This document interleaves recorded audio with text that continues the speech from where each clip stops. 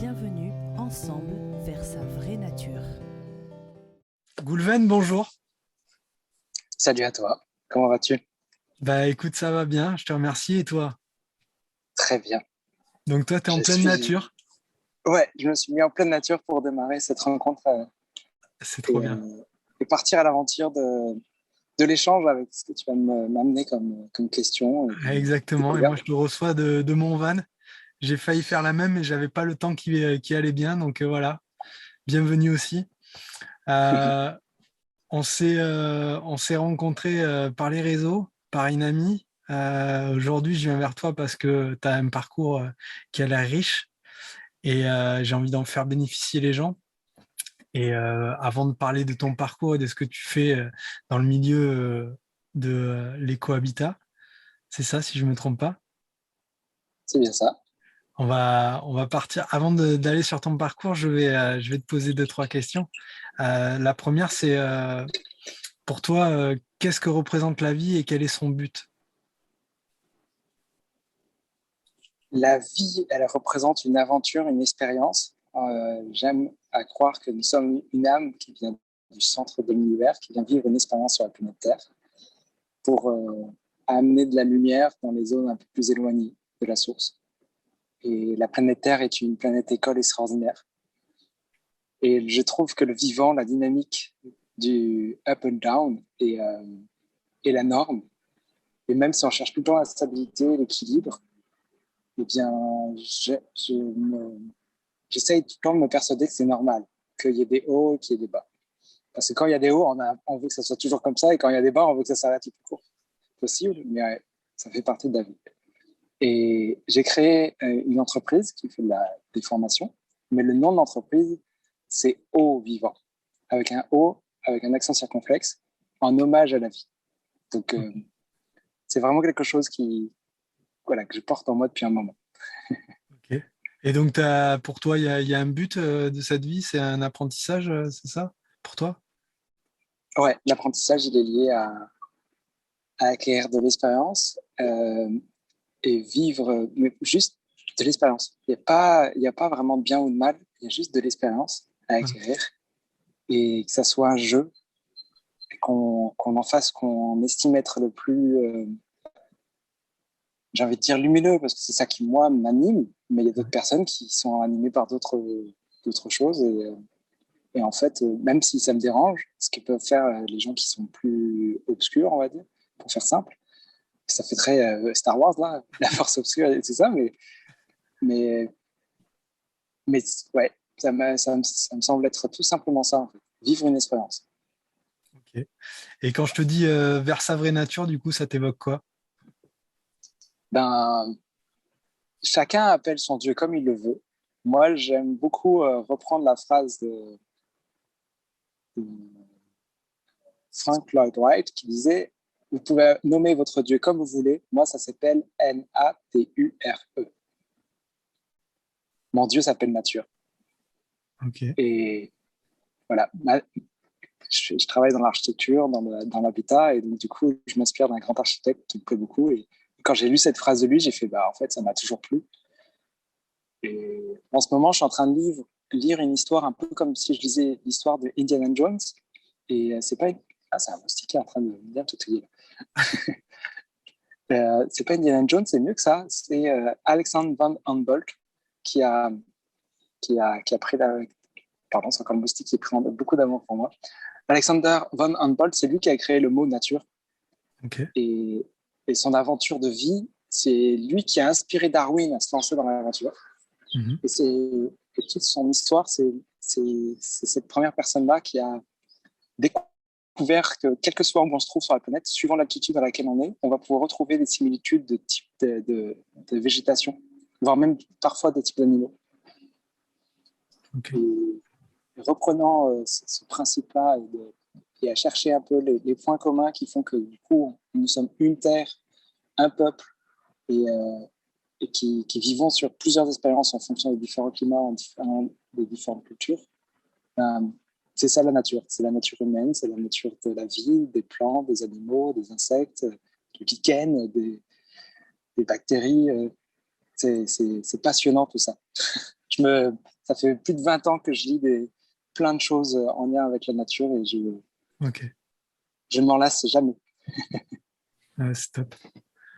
Et, et du Mais dans coup, la nature, il y a aussi des moustiques et il y en a 3, 4, 5 qui m'ont trouvé là. Donc, je vais tu vas assumer. te battre Et tout le long de l'interview.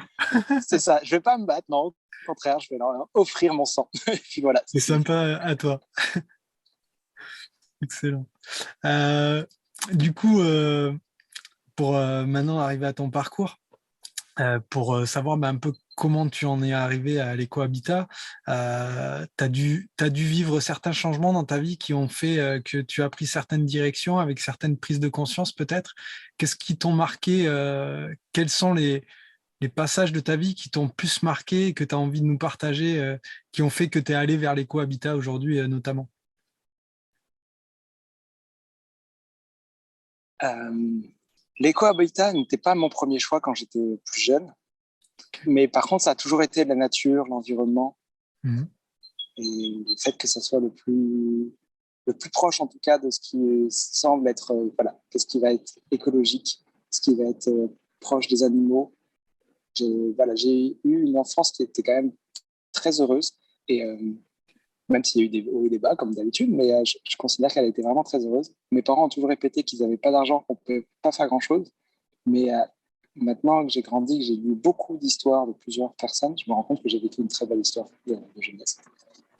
Et, et j'ai beaucoup été en contact avec la nature. Je me suis toujours émerveillé de jouer avec, ouais, ou à observer les fourmis, des serpents. Et j'ai toujours eu des animaux domestiques, donc j'ai toujours eu un peu cette relation avec les différentes natures. Et les moustiques m'aiment beaucoup. Donc Euh, toujours connecté à la nature, tu veux dire? Dans ta vie, c'est tu ça, vas toujours toujours... connecté à cette ouais, nature. ouais. Et, et en fait, j'ai cru que c'était comme ça et que ça allait être toujours comme ça et que c'était normal. Ok. Sauf que vers 15-16 ans, je me suis bien rendu compte qu'il y avait de la perte de biodiversité, que l'environnement était abîmé par l'humain, etc. Et de l'âge de 24 à 25 ans, j'ai beaucoup, beaucoup, beaucoup lu. C'est-à-dire que je faisais des boulots où j'essayais de me libérer un maximum de temps pour pouvoir lire des informations sur la nature. Et donc, je lisais les actualités. Et c'est comme ça que j'ai vu la perte de la biodiversité qui faisait que de chuter tout le temps en permanence, ou de la disparition de certains animaux, certains types de plantes qui se trouvent dans certains endroits spécifiques sur la planète. Et ça m'a beaucoup bousculé, vraiment beaucoup brassé. Je Ok. faisais des petits boulots à droite à gauche à cette époque-là, et à un moment donné, ça me brassait beaucoup trop. Donc, je commençais à faire des salons, des événements. J'allais rencontrer différentes personnes qui agissaient pour la nature, parce que je voulais prendre part au combat, quoi, pour pouvoir préserver ce qui était là. Et de fil en aiguille, j'en suis même à lire le rapport du GIEC. Donc aujourd'hui, là, il vient d'être sorti en me disant qu'il me reste plus de 3 ans, et sinon, c'est marche arrière. Mhm. Quand il y a 20 ans, non pas 20 ans, c'était en 2004. Quand j'ai lu le rapport en 2004, voilà, ça m'a vraiment beaucoup, beaucoup bousculé. Et donc, les 2 années qui ont suivi, j'ai cherché à trouver quelle était la meilleure voie professionnelle que je pouvais entamer. Et même si j'ai un parcours professionnel scolaire qui est un peu pas très intéressant, j'ai appris la mécanique, j'ai appris le dessin industriel et différents autres métiers. Je dirais pas intéressant. Je dis pas que les métiers sont pas intéressants. Moi, Ouais. ça me passionnait pas plus C'est que pas ça. ce qui t'a animé, ouais. C'est ça. Et, et au fur et à mesure, j'ai découvert que quand je lisais des informations sur le monde du bâtiment, je le lisais une fois, j'étais capable de le ressortir quasiment à la perfection, l'information. Ok. Alors que j'ai jamais été très bon dans plein d'autres domaines, mais celui-ci, ça rentrait tout seul. Et ça s'enregistrait, j'étais capable de le répéter et que les gens me reposent des questions et que je sois assez pédagogique. Là, je me suis amélioré avec le temps, mais en tout cas, à l'époque, je me rendais compte que c'était une facilité. Et là, je me suis dit, si j'ai une facilité sur un truc, c'est que c'est là-dedans qu'il faut que j'aille. Et donc, j'ai fait une formation en design de bâtiments écologiques.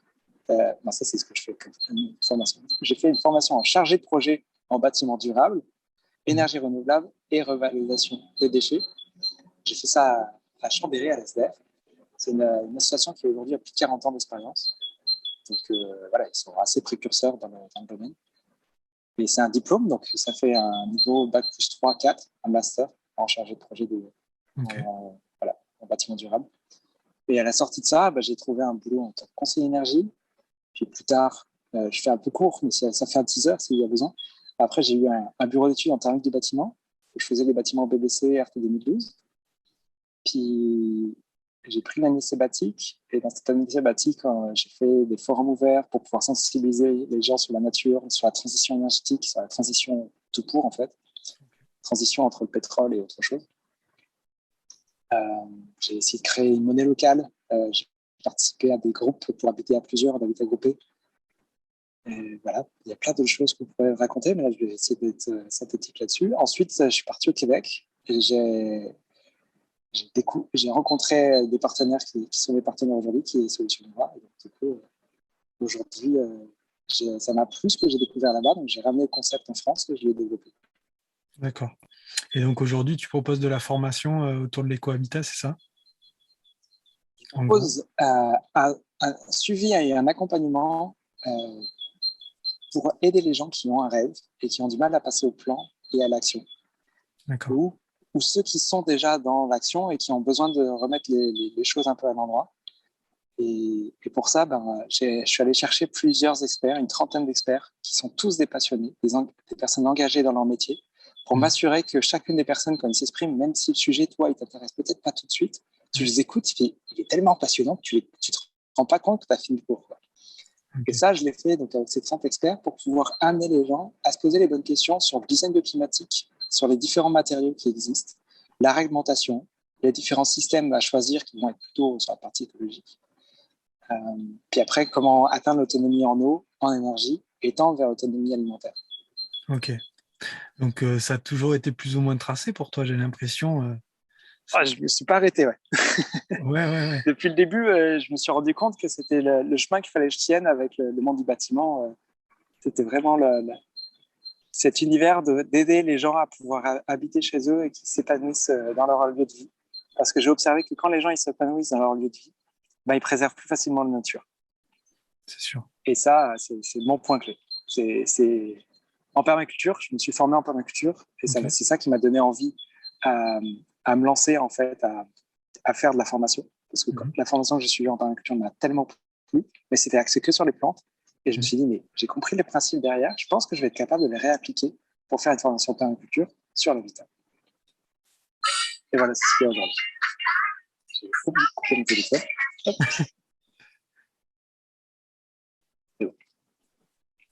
Ok, ouais, donc chouette parcours, du coup assez fluide, je dirais, avec toujours la nature qui t'a un peu donné l'ordre de la respecter surtout. Donc ça, c'est chouette. Et c'est pas elle qui m'a donné un ordre, c'est moi qui me suis toujours senti appelé.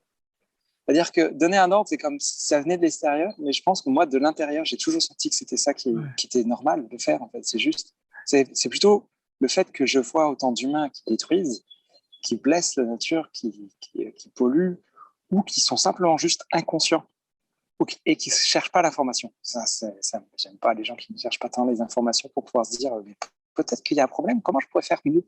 Comment je pourrais réduire mon impact? Quelle est ma bonne place dans tout ça? Donc, c'est ces différentes interrogations-là qui m'ont amené à trouver mon chemin, quoi. Chouette. C'est chouette. Du coup, aujourd'hui, tu suis pas mal de gens, je suppose, là-dessus?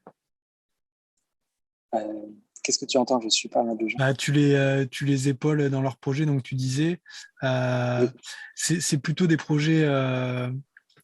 tu as l'habitat dedans, mais c'est plutôt des projets avec la nature ou ça dépend des cas, tu navigues un peu sur tout, ça peut être aussi en ville que tu interviens, comme à la campagne?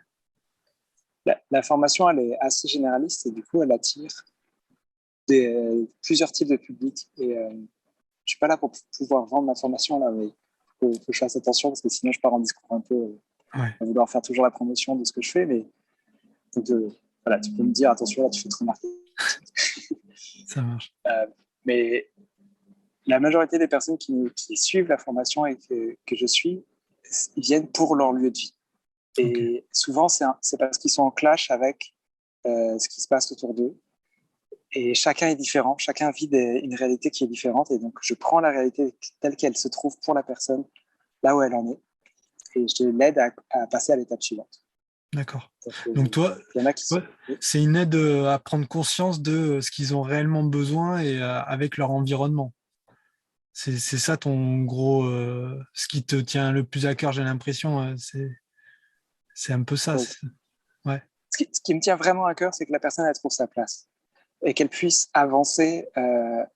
Parce que dans notre vie, on a plein, on est petit, on grandit ado, adulte, et après on redevient petit en se rabougrissant un peu quand on devient vieux, en fait. Mm. Dans notre société occidentale, si on était les Premières Nations ou les chasseurs-cueilleurs, on ne serait pas comme ça. On se verrait presque pas vieillir.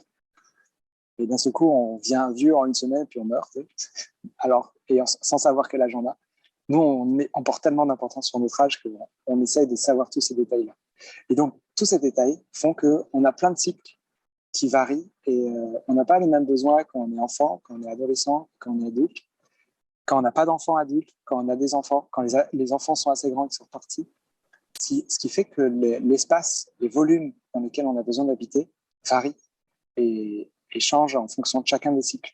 Donc, quand la personne me donne son âge et me dit un peu dans le style de vie qu'ils peuvent avoir à tel moment, et que la personne dit j'aimerais bien changer de lieu de vie, c'est normal. Si quelqu'un qui a par exemple une femme de 55 ans qui a qui a des enfants qui sont grands, qui sont partis de la maison ou qui vont bientôt partir, elle se dit bah voilà, je veux habiter dans plus petit, quelque chose dans lequel je vais pouvoir passer plus de temps dans le jardin que d'avoir à m'occuper de la maison, des lessives pour les enfants, et d'avoir à m'occuper un peu plus de moi et de revenir à ce qui a été peut-être mis de côté pendant un certain temps.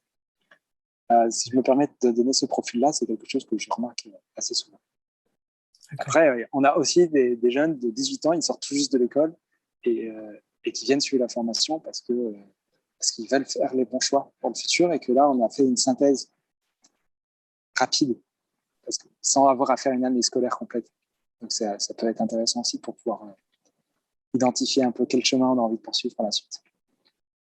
Et tu as des projets derrière ça tu as des choses qui s'ouvrent encore plus parce que là, quand même, du coup, tu interviens un peu partout en France, vu que c'est sur tes formations, en plus, elles se font sur les réseaux, c'est ça maintenant?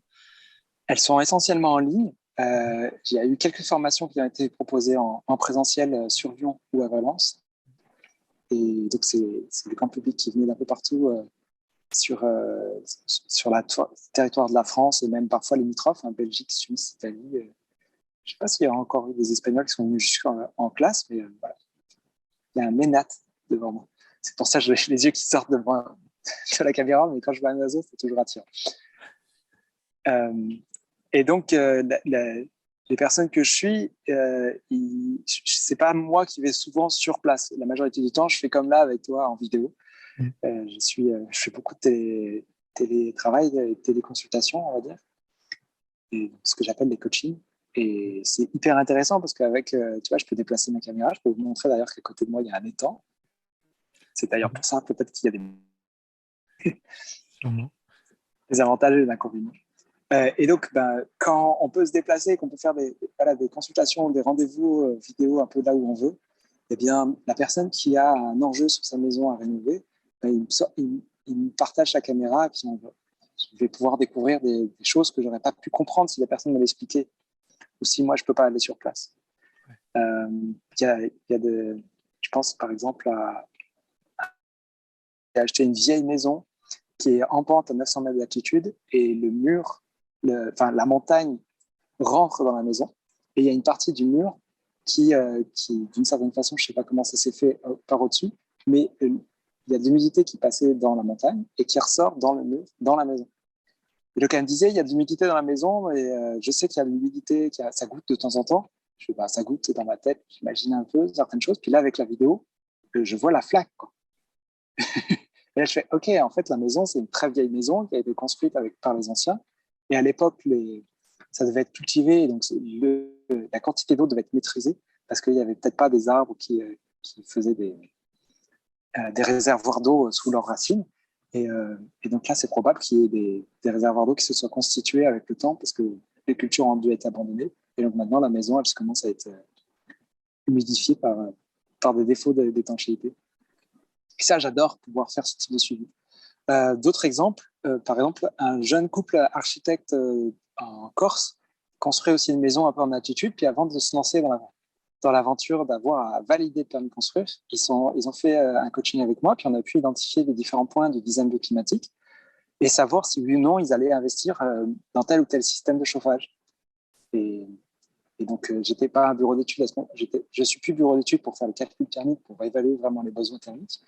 Mais ce que j'essayais de m'assurer, en tout cas, c'est que peut-être les besoins de chauffage, si on en a besoin pendant 2 semaines, un mois, en Corse, hein, c'est pas beaucoup, ça peut être envisageable. Par contre, si on peut éliminer la clim, ça, c'était ma priorité. Et avec 2-3 conseils, j'ai pu les accompagner pour m'assurer qu'ils puissent éliminer la consommation d'énergie qui est liée à la climatisation. Ouais, donc c'est vraiment... Mais la majorité des projets, par contre, c'est quand même des gens qui sont dans la phase du rêve. Donc, ils envisagent ça, ils ne savent pas trop, ils collectent de l'information. C'est plus de 50% de mon public. Et ça, la formation, elle permet de leur montrer ce que c'est possible. Leur montrer que construire en paille, en bois, en terre, en chanvre, c'est génial. Après, le défi, c'est qu'il faut qu'ils arrivent à choisir, parce que comme tout est génial, du coup, il faut quand même faire un choix. Mais au moins, c'est des bons choix. C'est des choix qui peuvent être produits localement, qui vont être en adéquation avec les valeurs, qui vont être des matériaux sains, qui va leur assurer une qualité d'air, etc., etc. Ok, chouette. Bon, du coup, pour revenir sur toi en particulier, donc voilà, tout a été tracé de long en large, je dirais, depuis tes 15 ans où tu as eu un peu ce déclic, c'est ça? Si je te dis ça te semble Le cohérent? déclic, il est difficile à trouver, en vrai. Je t'avouerais que ça a toujours été présent. Ouais, Par tu as contre, que ce toujours soit été un proche de la déclic, nature, toi. c'est ça. J'ai toujours été proche de la nature et le déclic, c'était plutôt qu'est-ce que je vais faire de mon temps pour pouvoir être, que ce soit que je m'amuse, que je puisse prendre plaisir à ce que je fais, même si je suis entrepreneur et que je suis pas mal stressé aujourd'hui. Euh, à l'époque, en tout cas, c'était vraiment ma priorité de me poser les bonnes questions pour pouvoir faire en sorte que, au moins, ce que je fasse tous les jours, quand je me lève le matin, j'ai envie de le faire et je sais que je le fais pour quelque chose qui me semble être juste. Et donc, préserver la nature et prendre soin des gens, ça m'a toujours ça m'a toujours semblé être la bonne chose à faire. Après, c'était le domaine de l'habitat, parce que c'est une facilité pour moi d'avoir enregistré les informations et aider les gens à se poser les bonnes questions, à reformuler vraiment les enjeux. Ça te permet d'être ça un permet d'avancer. spécialiste, quelque part. Mais le déclic, je t'avoue que de vouloir faire une formation sur le domaine de l'habitat, le déclic s'est passé en 2012 quand j'ai fait ma formation en permaculture. Ouais, ok. On appelle ça un PDC, en permaculture Okay. en Corse, une cours certifié en permaculture en français, un CCP. Et c'est une formation de 2-3 semaines. Et là, je me suis dit, je pourrais faire la même chose. J'ai mis 10 ans à le mettre en place. Mais voilà, j'y suis parvenu. Chouette. Bon, du coup, tu as toujours eu ce contact, pas privilégié, mais ce contact, tu as toujours été proche de la nature et ça t'a suivi. Et puis aujourd'hui, tu es au contact des gens finalement, un peu plus, grâce à ton amour du vivant, on va dire. Et tu es dans l'habitat, mais tu n'es pas que dans l'habitat, puisque tu es dans l'humain aussi. Je le vois aujourd'hui en te rencontrant, même si c'est à distance. Enfin voilà, tu es passionné, donc c'est génial. Ça fait plaisir d'entendre chaque fois que j'interviewe des gens et que je vois leurs yeux qui brillent et qui scintillent à chaque fois qu'ils me racontent leur histoire. C'est ça qu'on cherche tous, je crois. C'est pour ça que j'avais envie de t'interviewer parce que je sentais bien que chez toi, c'était OK là-dessus. Du coup, aujourd'hui, avec ton vécu, ton expérience, qu'est-ce que tu aurais envie de dire aux gens qui cherchent à découvrir leur talent, à avancer vers vraiment ce qui les passionne? Quel message tu auras envie de leur passer pour qu'ils y aillent, pour qu'ils le trouvent, leur talent, voilà. Moi, je me suis amusé à faire mon Ikigai, une méthode de projet qui permet d'identifier qu'est-ce qui nous anime, qu'est-ce que le monde a besoin, qu'est-ce qui rapporte de l'argent, et qu'on puisse trouver son équilibre à travers tout ça. Donc, ça, ce serait pour utiliser une méthode pour avancer. Et il faut savoir que son Ikigai, il change dans la vie. Bien sûr. On n'a pas un seul Ikigai, une seule mission de vie. plusieurs fois dans notre vie, elle doit écouter son cœur pour pouvoir changer. Peut-être que moi, en ce moment, je dois changer parce que de façon plus subtile, j'entends comme des messages pour me dire qu'il faut que je me prenne encore plus soin de la forêt. Ok. Et peut-être qu'il faudrait que j'arrête tout ce que je suis en train de faire dans le monde du bâtiment pour pouvoir partir dans l'univers de la préservation ou faire en sorte que j'avoue que j'ai un rêve et j'ai découvert qu'il y avait d'autres personnes comme moi qui avaient le même rêve, qui est faire en sorte que les gens puissent se mettre à laisser pousser une forêt primaire en France. D'accord. Une forêt primaire, c'est un lieu où l'humain n'y va pas. C'est vraiment préservé, un peu comme une pouponnière en fait, un lieu qui va faire que tout le reste va pouvoir se régénérer, se ressourcer. Que ça devienne le poumon de la France. D'accord. Et sans faire ça, juste en l'accompagnant, en la respectant, tu ne penses pas que on peut arriver aux mêmes choses? On est à une fracture en ce moment au niveau de l'humanité. Ouais. Cette fracture, c'est un niveau d'agonie qui est excessif pour tout le règne végétal et animal. L'humain a pris de la place sur la planète à un niveau qui est au-delà du raisonnable.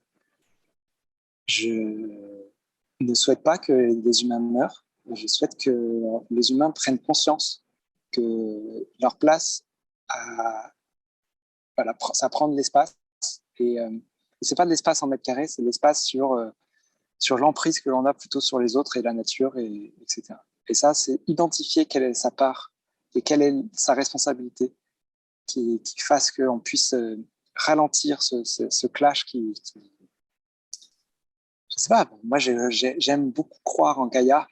J'ai lu James Lovelock, l'hypothèse Gaïa, un livre passionnant. Et Gaïa, cet être spirituel qui représente la planète Terre, aujourd'hui est pour moi alerté de toutes parts pour pouvoir dire « Ok, les humains, ça suffit ».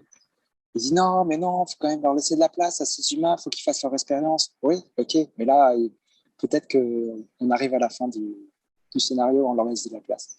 Là, peut-être que la place de l'humain, elle a pris trop d'espace.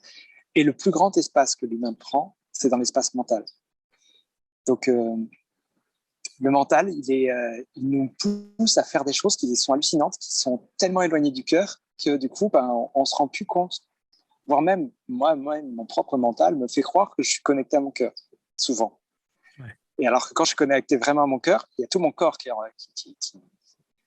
brille de l'intérieur, je le sens. C'est complètement différent que quand je me laisse croire que mon mental a raison et que je suis dans mon cœur. Et cet espace mental, il est tellement créatif. Quand on ne va pas bien, on crée on broie du noir et on crée du négatif autour de soi. Et quand on va bien, on crée du positif. Et je ne vous le dis pas ça au hasard. Ça fait des années et des années que je me dis qu'il faut que je m'y mette vraiment et que je prenne encore plus soin de mon cœur. Et quand on est en amour avec une belle personne qui te ramène tout le temps à dire « Ouais, mais qu'est-ce que tu en penses? Qu'est-ce que ton cœur pense? Qu'est-ce que ton cœur veut ?» Bah là, du coup, tu te rends compte que je croyais que j'étais dans mon cœur, mais non, en fait, j'étais dans ma tête. Elle le voit. Donc, d'être accompagné, de s'entourer de personnes. L'entourage fait vraiment quelque chose de magique pour nous transformer, nous aider à voir nos dénis, nos ombres, ce qu'on n'aurait pas envie de voir. Et donc, c'est choisir un bon entourage et se bousculer, accepter de se mettre un peu dans le chaos pour pouvoir changer le statu quo, pour se permettre d'être dans la dynamique du vivant. Eh bien, c'est ça qui est là. Je suis en train de lire en ce moment Nassim Nicolas Taleb, qui a écrit le livre Antifragile. Il est plus connu pour le livre Signe Noir. Et l'antifragilité, c'est quelque chose qui c'est encore mieux que quelque chose qui est robuste. Quelque chose qui est fragile, ça va se casser. Robuste, c'est solide. Mais qu'est-ce qui est encore mieux que robuste? C'est l'antifragilité. Et qu'est-ce qui est antifragile? C'est le vivant. C'est la vie. C'est la dynamique du vivant. Et c'est donc accueillir aussi qu'il y a des choses qui sont fragiles et il y a des choses qui sont antifragiles. C'est sûr. Et nous sommes antifragiles pendant une certaine période. L'humain, il est destiné normalement à vivre entre 150 et 160 ans. On en est loin. À part peut-être certains bouddhistes ou des peuples premiers, parce qu'on ne connaît pas du tout leur âge. Mais, mais les je sais pas, moi je suis un blanc-bec, donc du coup je connais pas grand-chose, mais il y a peut-être bien d'autres cultures et d'autres relations au monde et au vivant qui ont un autre rapport, pouvoir vivre plus longtemps. Mais si c'est vivre très longtemps en n'ayant aucune responsabilité sur nos actes, ben voilà, ça le fait pas trop. On le voit d'ailleurs en politique, hein. Ils font ce qu'ils veulent parce que ils ont pas de responsabilité, ils se donnent l'immunité. Ils se sont offerts eux-mêmes l'immunité. Qu'à nous de leur reprendre leur immunité et leur mettre face à leurs responsabilités pour pouvoir prendre acte. Et en fait, ce que je parle au niveau politique, bah, il y a aussi de la politique dans notre propre esprit mental, dans notre propre relation avec notre famille, nos amis, dans notre travail, à l'échelle de la commune dans laquelle on habite. Et en fait, bah, c'est fractal tout ça. Donc, du coup, trouver sa place là-dedans, c'est prendre soin de soi. Et quand on prend soin de soi, eh ben, on se met à briller. Et du coup, bah, on devient contagieux. Et si on n'y arrive pas parce que les autres autour de nous, ils veulent rester noirs, bah, on va chercher d'autres personnes qui veulent continuer à être un peu plus brillants. Et être brillant, bah, c'est simplement s'accepter soi et, et accueillir son espace mental pour pouvoir construire ou penser plus souvent à ce qui est positif. Moi qui regarde les nouvelles très souvent, parce que je suis un peu accro, D'accord. mais un peu les nouvelles underground, pas les nouvelles des médias mainstream. Je regarde les mainstream aussi pour voir à quel point ils sont en décalage encore. Et puis après, tu vois 6 mois, 1 an, 2 ans, 3 ans après, l'information qui était déjà diffusée dans les messages underground. Ça me permet de ralentir ma peur du futur et de revenir moi, au moment présent en me disant on est tellement bien entouré que tout va bien se passer. C'est sûr. Je fais un grand monologue. Ouais, mais c'était intéressant. Il y avait plein de choses. Tu mélanges plein de choses, mais plein de choses riches d'enseignements pour les uns et les autres. Mais écoute, je te remercie pour tout ça. Je me permettrai de partager tes liens, ceux que tu souhaites partager, pour que les gens puissent te trouver.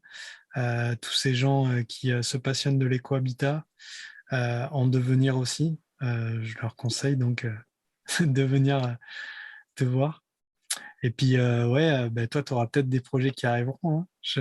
J'en mets pas ma main à couper, mais effectivement, tout ce qui est nature, on dirait que tu appelles encore un peu plus que l'habitat, quoi.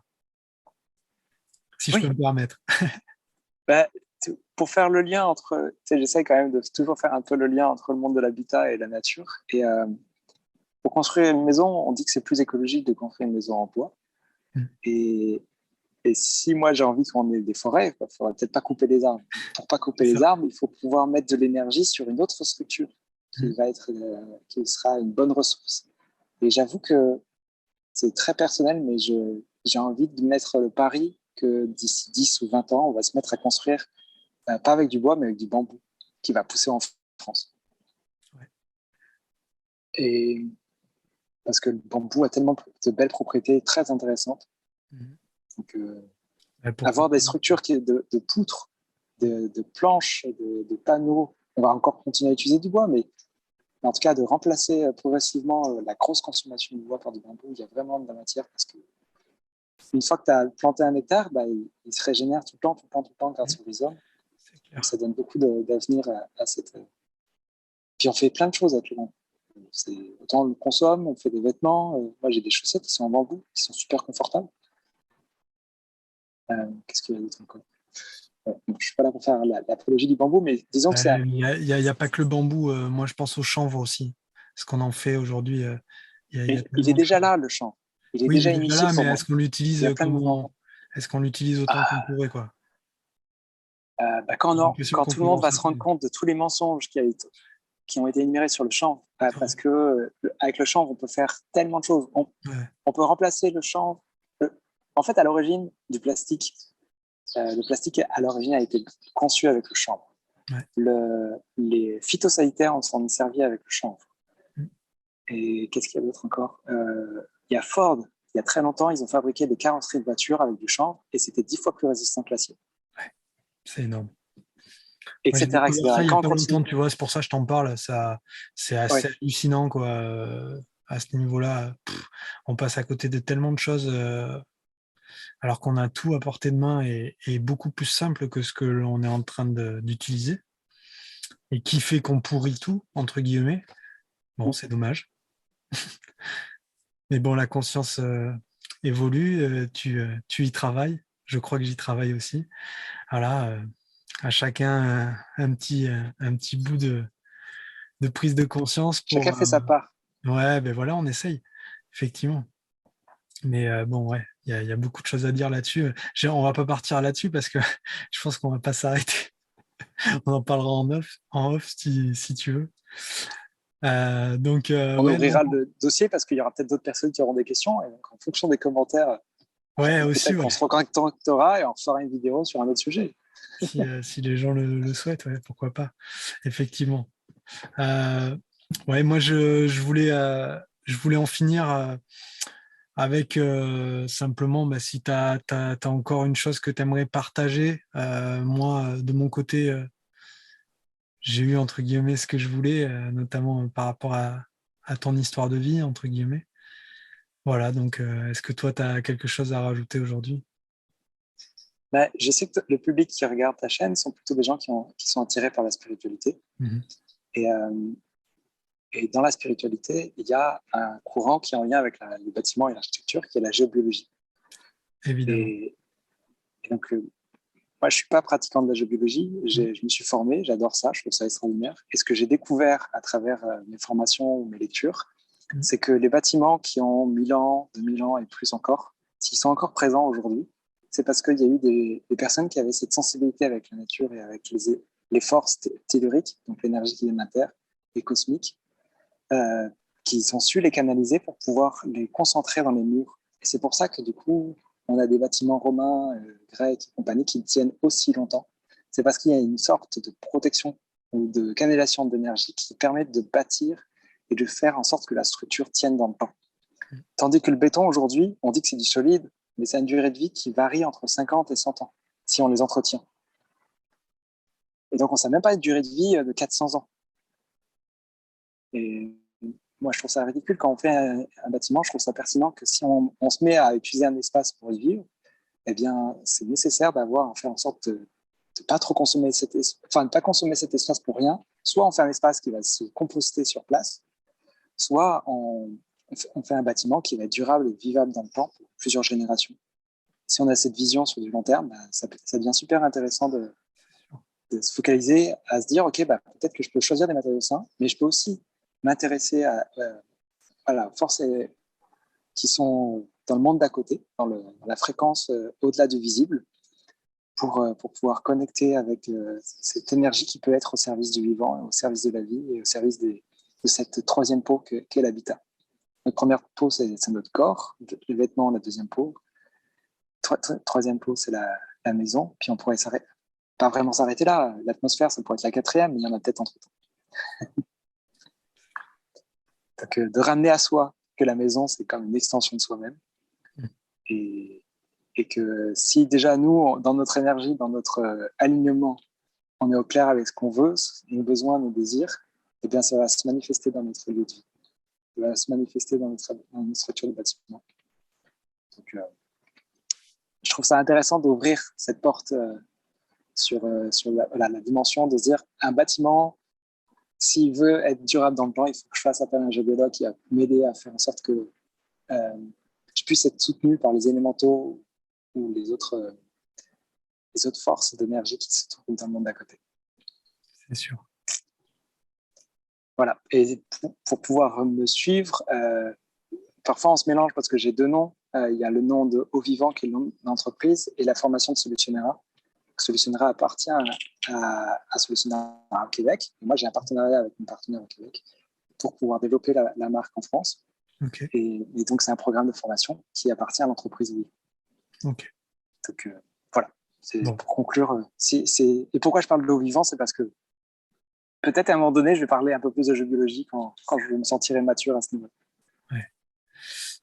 Quand j'aurai 80 ans. C'est en lien avec tout ce qui est sacré. C'est ça. Ouais, ouais, ouais. Et le sacré, c'est parce Intéressant. qu'on pense, donc sacré. Ouais. Oui, bah oui, complètement. À suivre. À suivre au prochain épisode. Exactement. Bon, merci à toi, Goulven, en tout cas. Avec grand plaisir. Merci beaucoup d'avoir accepté cette interview. Et puis bah, écoute, bonne continuation à toi. Je pense qu'on se donnera des news.